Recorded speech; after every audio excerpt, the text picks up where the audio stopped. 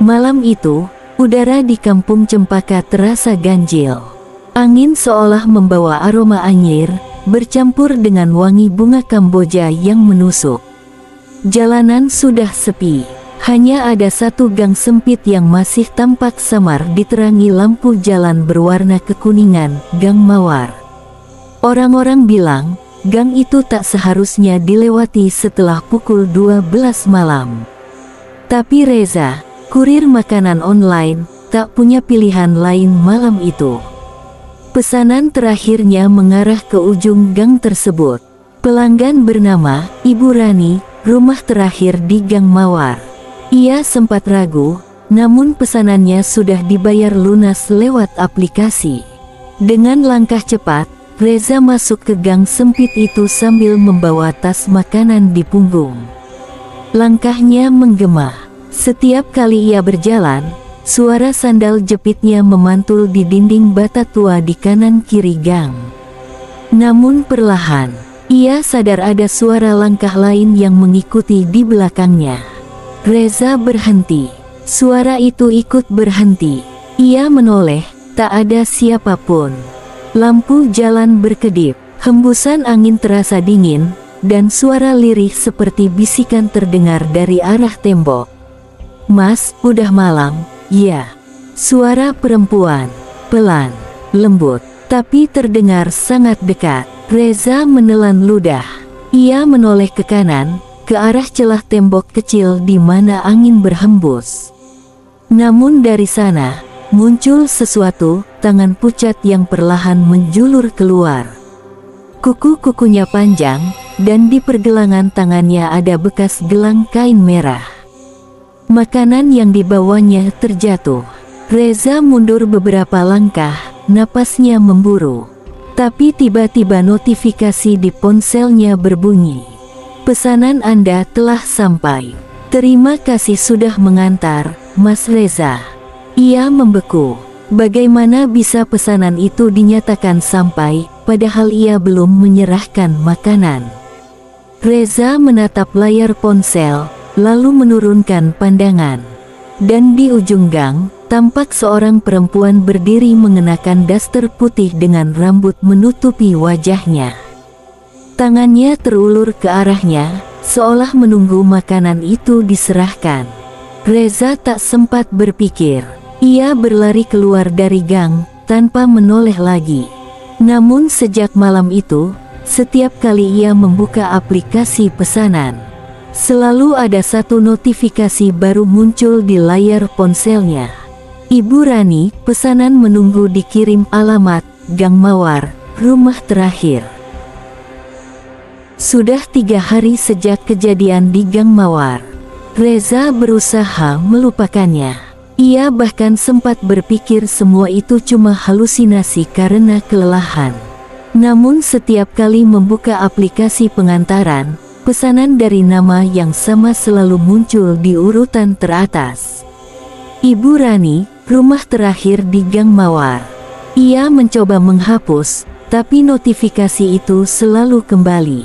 Bahkan ketika ia logout, lalu membuat akun baru, nama itu tetap muncul, seperti mengikuti.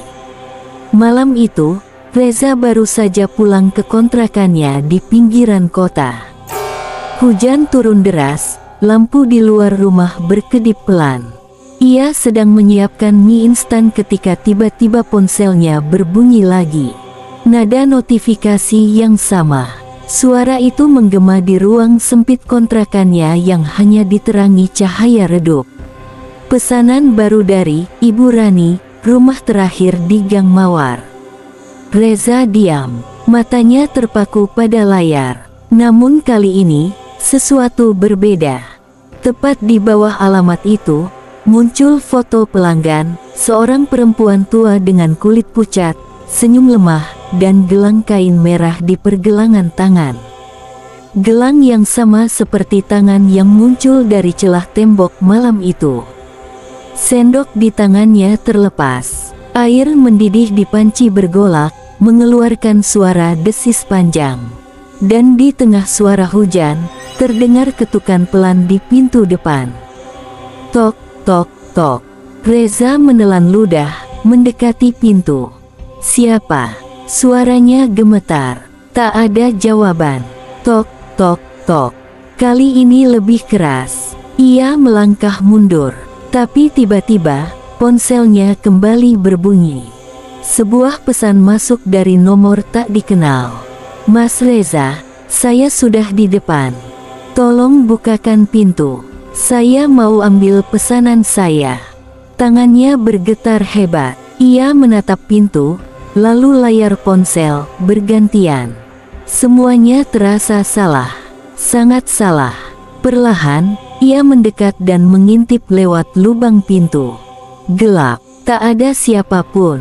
Namun entah kenapa, ia mencium wangi bunga melati, wangi yang sama dari gang semalam. Lalu, sesuatu menempel di lubang intip dari luar. Mata putih tanpa bola hitam, menatap langsung ke arah Reza. Ia terjatuh ke belakang, menjerit panik, ponselnya terlempar ke lantai. Layar ponsel itu retak, tapi sebelum mati, muncul satu pesan terakhir. Terima kasih, Mas Reza. Saya akan datang lagi besok malam. Jangan lupa makanannya. Hujan berhenti. Suasana hening. Namun dari luar jendela, terlihat bayangan seseorang berdiri menatap ke arah kontrakan Reza. Bayangan itu tak bergerak sama sekali. Dan di dalam rumah, bau melati makin kuat. Sejak malam itu, Reza tak bisa tidur nyenyak. Setiap kali ia memejamkan mata, selalu terdengar suara langkah kaki menyusuri gang sempit di kepalanya, langkah yang ritmenya sama seperti malam ia dihantui di gang mawar. Ia mencoba membantah pikirannya sendiri. Cuma halusinasi, cuma mimpi buruk. Namun setiap kali ia menatap ponselnya, selalu ada satu pesan baru di aplikasi. Pesanan sedang dikirim, tujuan, rumah terakhir di Gang Mawar. Padahal Reza sudah menghapus aplikasi itu, bahkan mengganti ponsel. Tapi pesan tetap datang, dari nomor tak dikenal. Selalu dengan kalimat yang sama. Malam ketiga, Reza mencoba tidur lebih awal. Hujan kembali turun. Petir menyambar jauh di luar jendela. Ia mematikan semua lampu dan mencoba menenangkan diri. Namun tepat pukul 0:07, suara ketukan pintu kembali terdengar. Pelan, tapi berirama. Tok, tok, tok. Tok, tok, tok. Tidak, aku nggak mau buka, bisiknya ketakutan. Tapi kali ini, dari balik pintu terdengar suara perempuan, lembut tapi aneh, seperti dari tenggorokan yang kering. Mas Reza, saya cuma mau ambil pesanan saya. Reza menutup telinganya dengan bantal, gemetar, tapi suara itu tak berhenti. Bahkan kini, suara langkah kaki terdengar berjalan memutari kontrakan. Setiap langkah disertai bunyi kain yang terseret di lantai. Kemudian ponselnya menyala sendiri. Layar yang retak menampilkan video. Entah dari mana sumbernya, tapi tampak sebuah pintu yang sama persis dengan pintu kontrakan Reza. Dari sisi lain pintu itu, bayangan seseorang berdiri diam. Dan di detik terakhir video itu, terdengar suara perempuan itu berbisik lembut. Mas Reza, saya sudah di sini. Lampu kamar Reza padam seketika.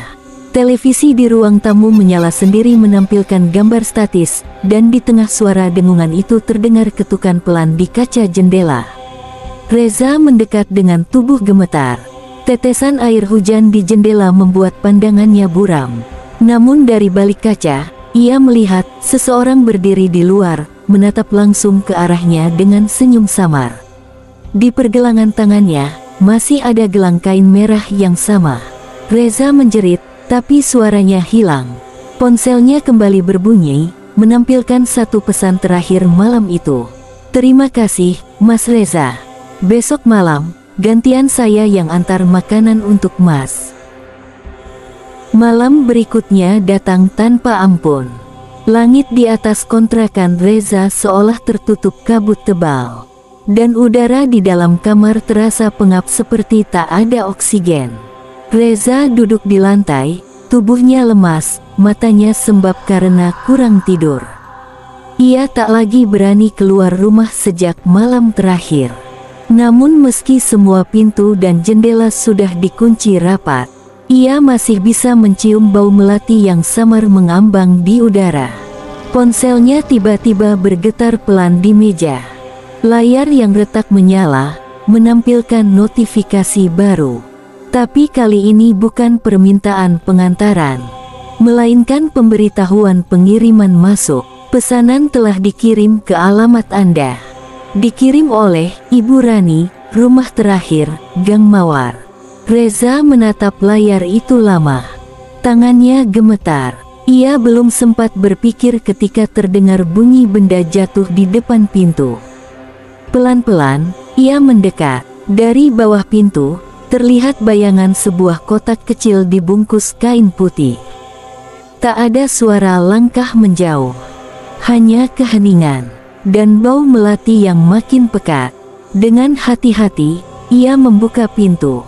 Kotak itu diletakkan tepat di ambang. Air hujan menetes di atasnya, membentuk bercak merah di kain pembungkus. Reza menelan ludah. Ia membuka simpulnya perlahan. Di dalamnya ada bungkus makanan dari restoran tempat ia biasa mengambil pesanan. Tapi isinya bukan nasi, bukan lauk, melainkan potongan kuku manusia, masih berdarah. Di bawahnya, selembar kertas kuning dengan tulisan tangan. Terima kasih sudah sering antar pesanan saya. Sekarang gantian saya yang antar untuk Mas Reza. Tangan Reza gemetar hebat. Ia menjatuhkan kotak itu dan berlari mundur. Tapi dari arah dapur, terdengar suara sesuatu bergeletak jatuh. Piring pecah. Kemudian, langkah kaki. Pelan, basah. Menuju ke ruang tamu. Reza mematung. Ia bisa mendengar langkah itu semakin dekat. Dan di balik tembok, muncul bayangan tubuh tinggi dengan rambut panjang menjuntai. Mas Reza, makanannya udah saya antar, kok. Suara itu makin dekat, diikuti bunyi kain basah terseret lantai. Lampu di ruang tamu padam, menyisakan hanya cahaya kilat dari luar jendela yang sesekali menyorot wajah pucat perempuan itu. Matanya kosong, mulutnya tersenyum lebar, dan di tangannya, ia membawa tas makanan Reza. Keesokan paginya, tetangga menemukan pintu kontrakan terbuka. Di dalamnya, tak ada siapapun. Hanya bau melati, ponsel yang menyala di lantai, dan notifikasi terakhir di layar. Pesanan berhasil dikirim, penerima Ibu Rani. Sudah seminggu sejak Reza dinyatakan hilang. Polisi menemukan kontrakannya kosong, tanpa tanda perlawanan. Hanya bau melati dan ponsel yang terus menyala, menampilkan pesan-pesan dari Ibu Rani. Berita itu cepat menyebar, namun hanya satu orang yang benar-benar tertarik menyelidikinya, Sinta, teman kerja Reza di kafe. Sejak hari Reza menghilang, nomor Reza sering mengirimkan pesan aneh padanya. Pesan kosong, hanya berisi titik-titik dan satu emoji bunga putih. Awalnya Sinta mengabaikan, tapi malam itu, sesuatu membuatnya nekat. Ia ingin tahu siapa Ibu Rani yang terus disebut-sebut Reza sebelum lenyap. Dan malam itu juga, dengan jas hujan dan senter kecil, ia berjalan menuju tempat yang disebut dalam pesan, Gang Mawar. Gang itu lebih sempit dari yang ia bayangkan. Dindingnya lembab, cat-catnya mengelupas, dan di beberapa bagian terdapat coretan tulisan Jawa kuno yang samar. Lampu jalan di pintu gang berkedip, dan tiap hembusan angin terdengar seperti bisikan seseorang.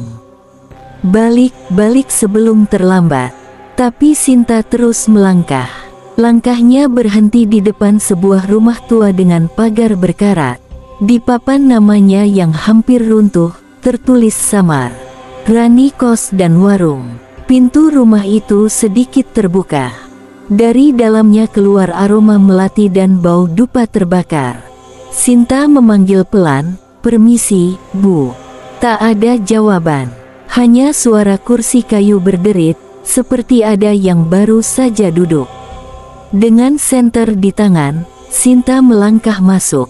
Ruang tamu dipenuhi debu. Foto-foto lama tergantung miring di dinding. Dan di salah satu figura, tampak wajah seorang perempuan muda dengan senyum lembut. Di bawah foto itu tertulis, Rani, wafat 1998. Jantung Sinta berdetak keras. Ia baru akan mundur ketika dari arah dapur terdengar suara panci jatuh. Diikuti langkah kaki pelan menuju ke arahnya. "Permisi, ada yang bisa saya bantu?" Suara itu lembut. Seorang perempuan muncul dari balik kegelapan, memakai daster putih dengan rambut sebagian menutupi wajah. Sinta menatapnya lama, karena di pergelangan tangannya ada gelang kain merah yang sudah ia lihat di foto-foto kiriman Reza. Perempuan itu tersenyum tipis. "Mau pesan makanan, nak? Hari ini menunya nasi rawon." Sinta tak mampu bersuara. Namun sebelum ia sempat mundur, dari belakang perempuan itu muncul bayangan seorang laki-laki berpakaian jaket ojek online. Wajahnya pucat, matanya kosong. Mulutnya bergerak pelan, seolah ingin bicara. "Sinta, jangan di sini." Lalu lampu gantung di atas kepala mereka padam total. Rumah itu tenggelam dalam gelap. Dan suara perempuan itu berubah, kini serak dan bergema dari segala arah. "Sudah malam, jangan pulang dulu, nak. Kamar nomor 3 masih kosong." Gelap. Sinta hanya bisa mendengar napasnya sendiri yang berat dan cepat. Senter di tangannya berkedip lemah, lalu mati total. Udara di dalam rumah itu semakin dingin, seperti hawa dari bawah tanah. Perlahan, matanya mulai terbiasa dengan kegelapan. Ia menatap sekeliling. Ruangan itu kini tampak berbeda. Tak lagi berdebu dan kosong, tapi penuh dengan perabot lama yang tampak masih dipakai. Di meja kayu, ada teko dan 2 cangkir teh hangat masih beruap. "Kapan kau datang, nak?" Suara lembut itu terdengar dari arah dapur. Sinta menoleh cepat. Dari balik tirai tipis, muncul sosok perempuan tua memakai kebaya lusuh. Rambutnya disanggul, wajahnya penuh keriput, tapi matanya tajam dan jernih. Saya cuma mau cari teman saya, Bu. Namanya Reza." Perempuan itu tersenyum, senyum yang tak sampai ke mata. "Oh, Reza. Dia sudah di sini kok. Dia anak yang sopan." Sinta mematung. "Maksud ibu, di sini?" Perempuan itu mengangguk pelan, lalu menunjuk ke arah pintu di ujung lorong rumah. Pintu kayu berwarna coklat tua dengan angka 3 terukir di atasnya. "Dia istirahat di kamar nomor 3. Mau saya antar?" Sinta ragu, tapi entah kenapa, tubuhnya seperti digerakkan sesuatu. Ia melangkah pelan menuju kamar itu. Setiap langkah terasa semakin berat, seperti menginjak lumpur. Dari balik pintu, samar-samar terdengar suara lelaki berbisik, "Sinta, jangan masuk." Tapi pintu itu terbuka dengan sendirinya. Di dalam kamar, cahaya temaram menyorot ranjang besi tua dan meja kecil di sudut. Dan di atas ranjang, ada seseorang yang terbaring. Sinta menahan napas. Itu Reza. Wajahnya pucat, matanya terbuka menatap langit-langit, tapi ia tidak bergerak.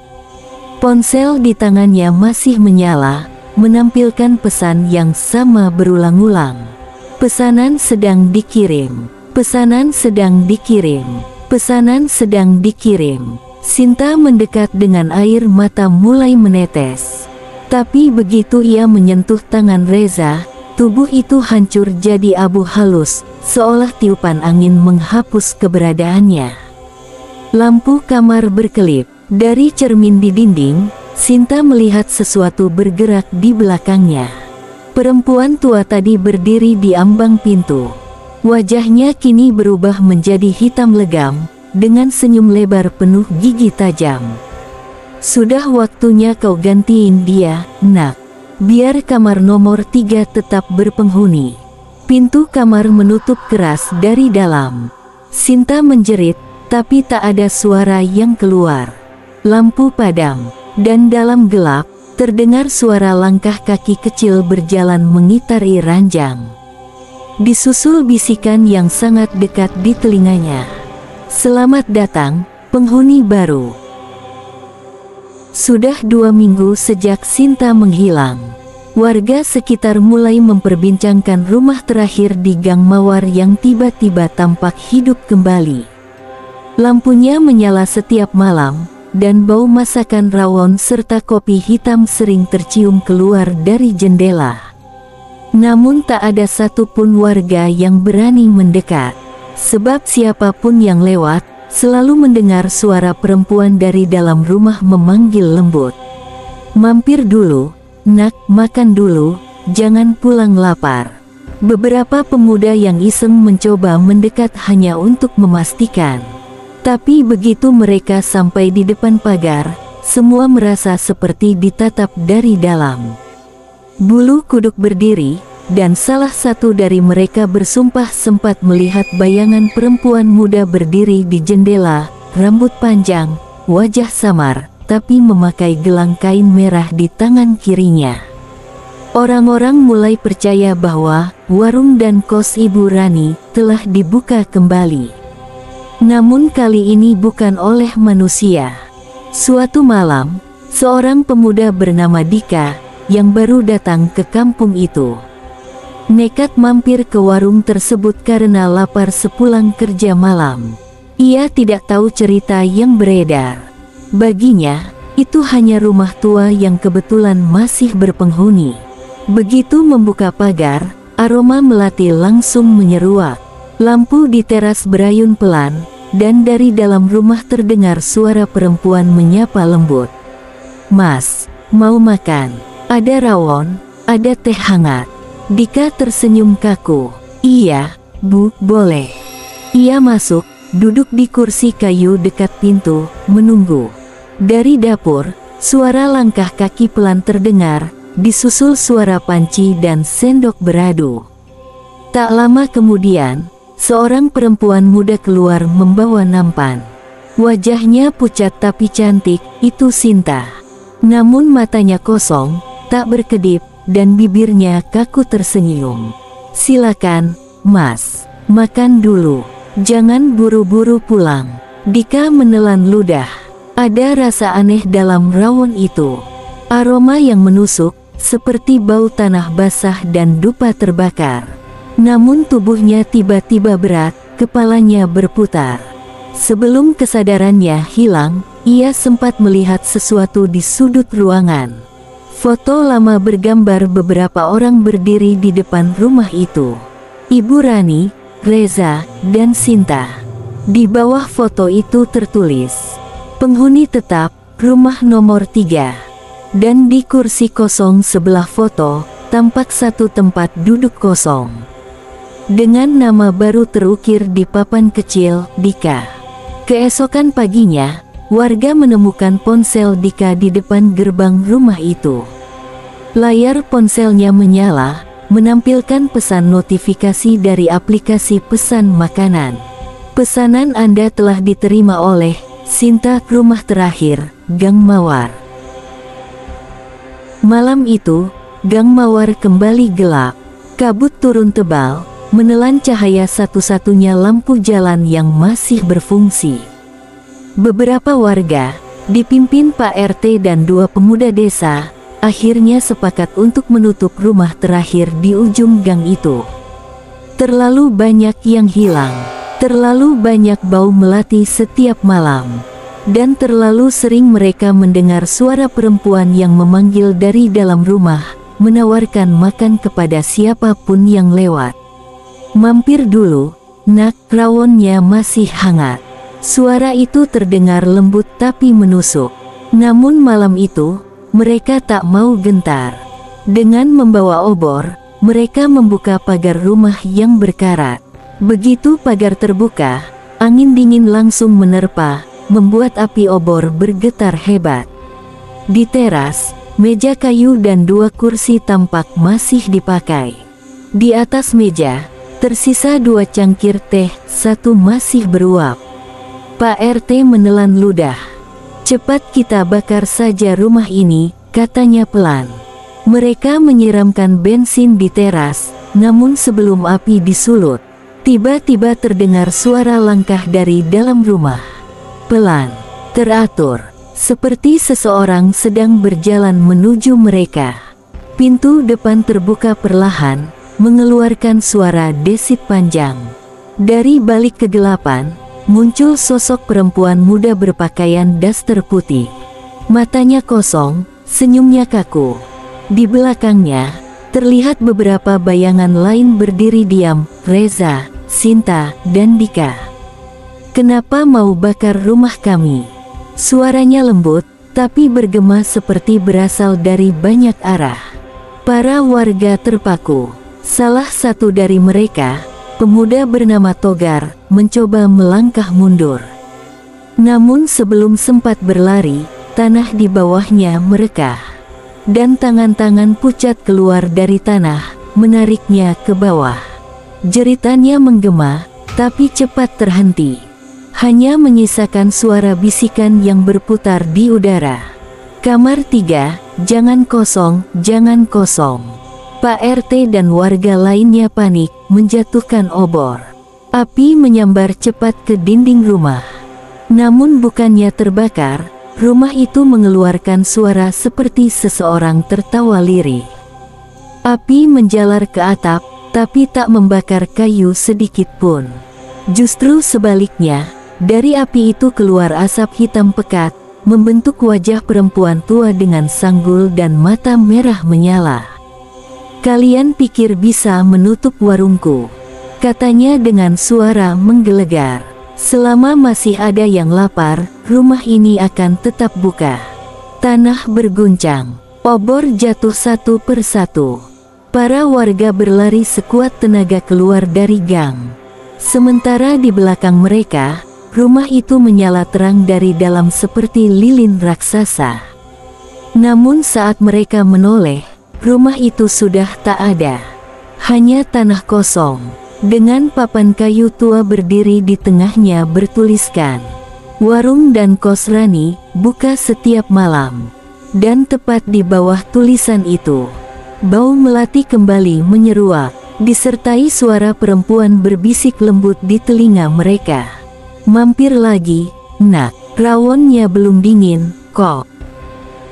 Sudah bertahun-tahun sejak malam itu, Gang Mawar kini hanya tinggal kenangan di antara cerita-cerita warga lama.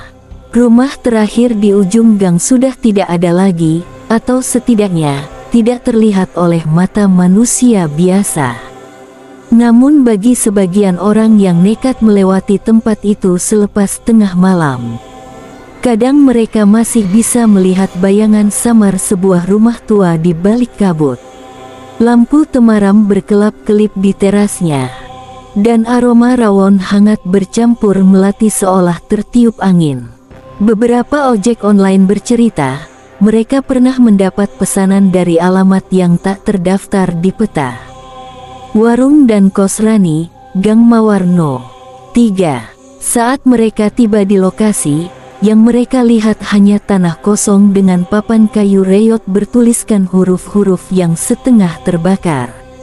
Namun anehnya, setiap mereka membuka aplikasi, status pesanan selalu berubah menjadi "telah diterima oleh Sinta", dan di dalam dompet digital mereka, ada tip sebesar Rp13.000. Tanpa nama pengirim, hanya simbol melati kecil di ujungnya. Beberapa bulan lalu, seorang YouTuber misteri mencoba membuat konten di sana. Ia memasang kamera malam di titik yang diduga tempat rumah itu berdiri dulu. Saat video diperiksa, selama beberapa detik, muncul siluet perempuan berdiri di depan kamera. Rambut panjang, memakai daster putih, dengan tangan memegang nampan berisi rawon. Ia tersenyum ke arah kamera dan berkata pelan, "Makan dulu, Mas, nanti dingin." Video itu viral semalaman, lalu tiba-tiba menghilang dari semua platform. Channel YouTuber itu kini hanya menampilkan satu video baru berdurasi 5 detik. Suara perempuan berbisik, "Kamar 30 lagi." Dan sejak itu, setiap kali ada penghuni baru di kos-kosan sekitar daerah itu, selalu terdengar ketukan di tengah malam, 3 kali, lembut, disertai suara samar dari balik pintu. "Mampir sebentar aja, ya, aku masak rawon." Selama ada yang lapar dan tersesat di malam hari, warung Bu Rani akan tetap buka, di tempat yang tak bisa kau cari di peta.